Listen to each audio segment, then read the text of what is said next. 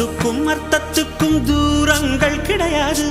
சொல்லாத காதல் எல்லாம் சொர்க்கத்தில் சேராது. எண்ணிக்கை தீர்ந்தாலும் முத்தங்கள் தீராது. எண்ணிக்கை பார்த்தாலே முத்தங்கள் ஆகாது. அனுபவமோ என் வீட்டு தோட்டத்தில் பூவெல்லாம் கேட்டுப்பார். என் வீட்டு ஜன்னல் கம்பி எல்லாமே கேட்டுப்பார். என் வீட்டு தென்னங்கீற்றை இப்போதே கேட்டுப்பார். என் நெஞ்சை சொல்லுமே.